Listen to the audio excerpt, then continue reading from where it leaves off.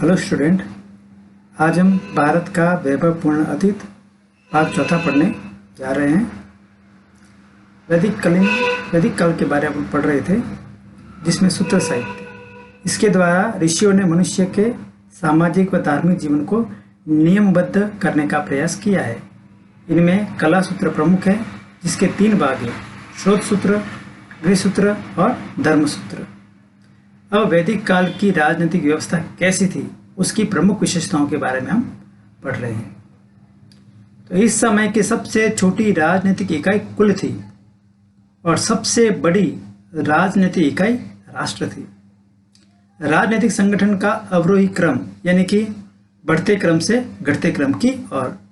राष्ट्र, उसके बाद जन, फिर विश्व, ग्राम और कुल, यानी कि सबसे बड़ा राजनीतिक संगठन राष्ट्र था और सबसे छोटी जो इकाई थी वह कुल थी।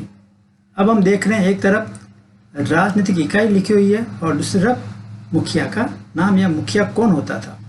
तो राजनीतिक इकाई कुल, उसका मुखिया कुलुक कहलाता था। ग्राम, उसका मुखिया ग्रामणी कहलाता था। विश्व का मुखिया विश्वपति कहलाता था। जन का मुखिया गोप कहलाता था। राष्ट्र या राज्य, इसका मुखिया राजा कहलाता था।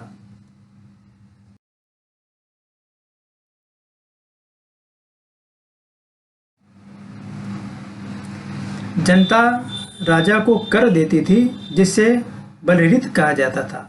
अर्थात राजा के शासन के बदले जनता के द्वारा स्वेच्छा से जो कर दिया जाता था उसे बलहृत कहा जाता था।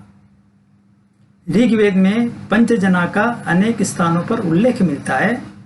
5 प्रमुख जन निम्न थे: अणु, यदु, तुर्वस, पुरु और ध्रुम। ऋग्वेद में 10 राज्य युद्ध का उल्लेख मिलता है।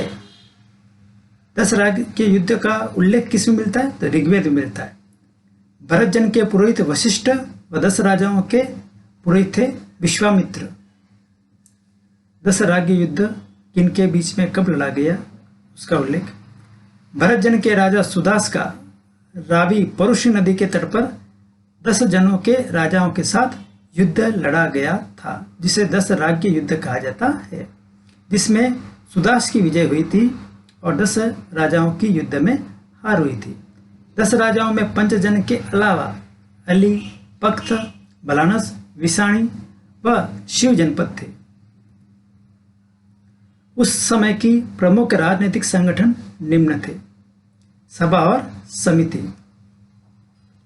सभा और समिति का उल्लेख ऋग्वेद में और अथर्ववेद में मिलता है। ये राजनीतिक संगठन की महत्वपूर्ण घटक थी और राजा की निरंकुशता पर अंकुश लगाने वाली संस्थाएं थीं, और ये संस्थाएं सभा और समिति थी। समिति के बारे में देखते हैं हम। समिति यह एक आम जन प्रतिनिधि सभा प्रतीत होती थी। समिति की बैठकों में राजा भी भाग लेता था। अन्य जो संस्था है सभा, यह समिति की तुलना में छोटी होती थी, जिसमें ज्येष्ठ या विशिष्ट व्यक्ति ही भाग लेते थे। सुजात, कुलीन या श्रेष्ठ व्यक्तियों की संस्था थी, जो राजा को परामर्श एवं न्याय कार्य में सहयोग करती थी। तो यह ऋग्वैदिक कालीन प्रमुख संस्थाएं सभा और समिति थी। धन्यवाद।